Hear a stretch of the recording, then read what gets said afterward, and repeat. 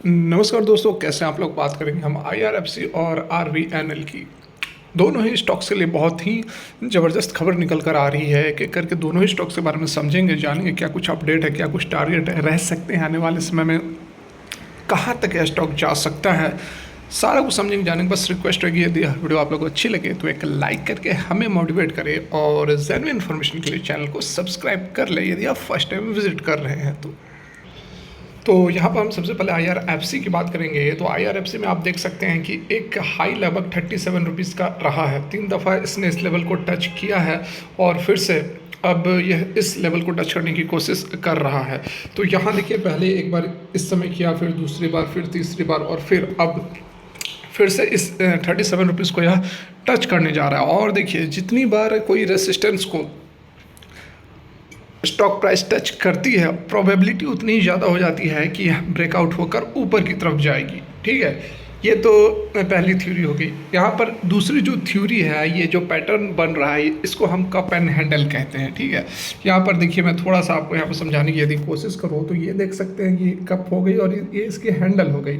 और ये लेवल जो होता है, यहाँ से जो ब्रेकआउट होता है, ठीक है, ये कंसोलिडेशन जोन, और यहाँ से जो ब्रेकआउट होता है उसके बाद जो है ऊपर की ओर हमें एक अच्छी खासी जो है मूवमेंट देखने को मिलती है। मैं आपको एक और एग्जांपल देता हूँ। यहाँ पर आप देखें तो ये देखिए, किसी पर्टिकुलर स्टॉक का चार्ट है और इसमें भी सेम उसी तरह का पैटर्न बना है जिस तरह का अभी मैंने आप लोगों को दिखाया। ये कप हो गया और ये इसका हैंडल हो गया। थोड़ा सा और सही करूँ, ये कप हो गई और ये इसकी हैंडल हो गई। यहाँ से जो इसके हैंडल का जो एक कंसोलिडेशन का जोन होता है, इसको जब यह ब्रेकआउट करती है तो ये ऊपर की ओर मूवमेंट दिखाती है। सिमिलर आप देख सकते हैं कि यहाँ पर भी जो है इस रेंज में हमें कंसोलिडेशन होता हुआ नज़र आ रहा है। और ये इसीलिए होता है क्योंकि इससे पहले भी इस लेवल पर इसने कंसोलिडेट किया है। ठीक है, बात को यदि आप समझोगे तो आपको टेक्निकल्स भी काफ़ी कुछ यहाँ पर बता सकते हैं कि कितनी बड़ी रैली आने वाली है। उसके बाद आप देखोगे क्या शानदार तेज़ी हमें इस स्टॉक के अंदर भी देखने को मिली है। इसने यहाँ पर जो अभी फ़िलहाल जो हमें आईआरएफसी के अंदर जो हमें कंसोलिडेशन देखने को मिल रहा है इस रीजन में, इसका यही कारण है कि एक रेसिस्टेंस जोन है ये। ठीक है, सेम आप यहाँ पर लाइन ड्रॉ करोगे तो दिख जाएगी। तो इसी कारण से यहाँ पर हमें जो है अभी फ़िलहाल थोड़ा कंसोलिडेशन होता हुआ नज़र आ रहा है। तो एक बार इस लेवल को यह तोड़ेगा तो उसके बाद देखिए, इस लेवल पे जो ये हमारा एक रेसिस्टेंस का जोन है, ये हो गया कप और ये हो गया हैंडल। इसको यहाँ से यह तोड़ेगी और ऊपर की ओर हमें मूवमेंट देखने को मिलेगा। टेक्निकल्स तो यही बताते हैं, पैटर्न तो यही बताते हैं।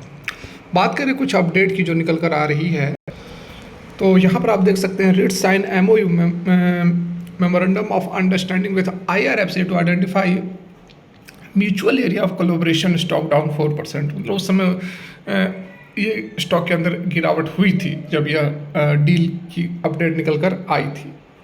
ठीक है, रिट्स देखिए, formerly known as the Rail India Technicals and Economic Service Limited, इसने साइन किया मेमोरेंडम ऑफ अंडरस्टैंडिंग किसके साथ, तो आईआरएफसी के साथ। किस लिए, तो आइडेंटिफाई करने के लिए mutual area of interest in railway project. इससे होगा क्या कि आइडेंटिफाई करेगी mutual area of collaboration for expanding IRFC role in providing financial assistance. मतलब कि कौन कौन से एरिया पर और भी ज़्यादा यहाँ पर फाइनेंशियल सपोर्ट चाहिए, किस किस एरिया पर पैसे लगाने हैं, किस किस क्षेत्र में रेलवे के अंदर कहाँ कहाँ पर डेवलपमेंट नहीं हुआ है, उस जगह पर यहाँ पर जो है ये दोनों मिलकर काम करेंगे और फाइनेंस करने का, जैसे कि आईआरएफसी का काम ही है फाइनेंसिंग का।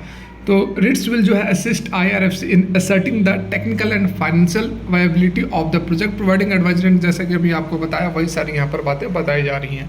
आईआरएफसी की तरफ से भी यहाँ पर बताया गया है कि जो पार्टनरशिप हुई है आईआरएफसी और रिट्स के साथ, यह केवल स्ट्रेंथन ही नहीं करेगा financing ecosystem for railway structure but also significantly advance the expansion and modernisation of the Indian railway.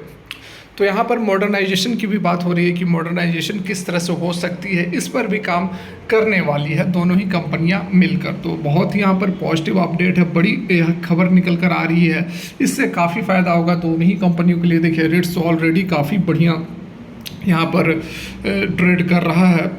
अगर आप रिट्स की बात करें तो ये लगभग 52 वीक हाई के आसपास ट्रेड कर रहा है, 509 के आसपास ट्रेड कर रहा है।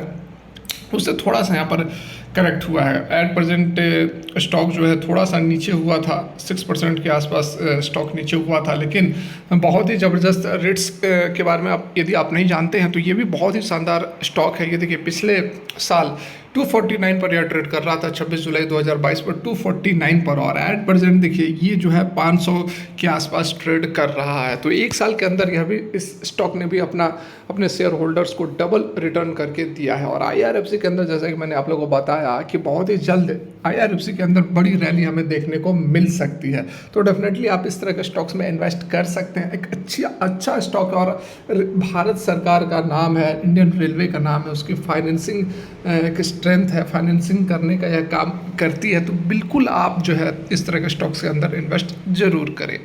बात कर लेते हैं RVNL की।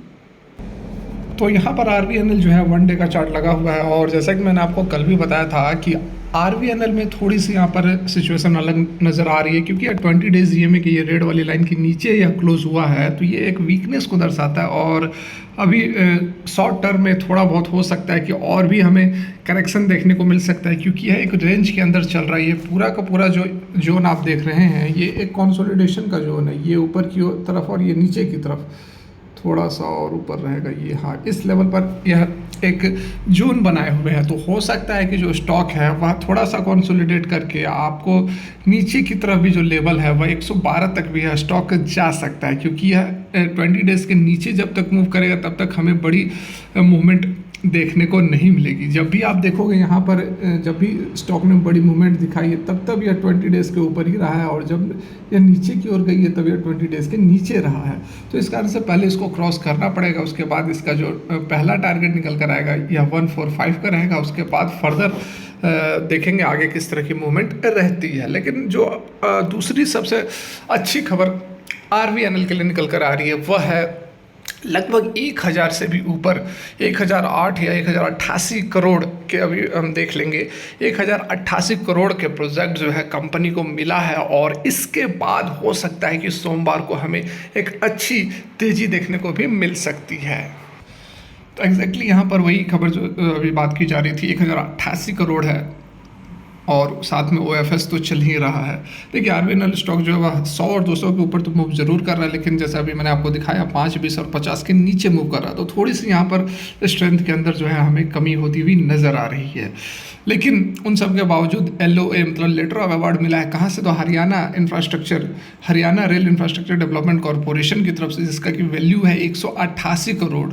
LOA फॉर द पैकेजिंग, जो भी यहाँ पर काम काज किया जाएगा तो वो तो करना ही है, लेकिन यहाँ पर समय जो है वह 4 साल रहने वाला है, 1460 दिनों का समय दिया गया है। तो कंपनी हैज़ डिसाइडेड, और उसके साथ में देखिए एट प्रेजेंट OFS तो चल ही रहा है, लेकिन कंपनी अब और भी अपने शेयर्स को सेल करेगी। किसके थ्रू, तो ओवर सब्सक्रिप्शन ऑप्शन, एक ओवर सब्सक्रिप्शन ऑप्शन होता है जिसके थ्रू कंपनी OFS जितना लाई है उससे भी अधिक शेयर जो है वह बेच सकती है। पहले जो था लगभग यहाँ पर 70 करोड़ 8,90,683 शेयर्स को OFS में लाया गया था, लेकिन फर्दर यहाँ पर देखिए 40 करोड़ 8,66,394 इक्विटी शेयर को फर्दर और यहाँ पर सेल किया जाएगा। तो टोटल जो शेयर की वैल्यू हो जाएगी अब 111 करोड़ 7,57,077, मतलब 5.36% रहने वाली है।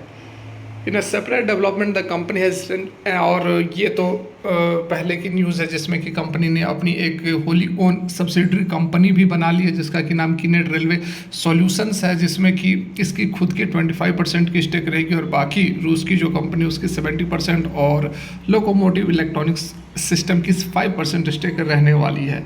स्टॉक में थोड़ी बहुत हमें ज़रूर वीकनेस नज़र आ रही है, लेकिन जिस तरह से डेवलपमेंट नज़र आ रहे हैं बहुत ही जल्द स्टॉक जो है वह हो सकता है कि 145 के लेवल को भी तोड़ दे।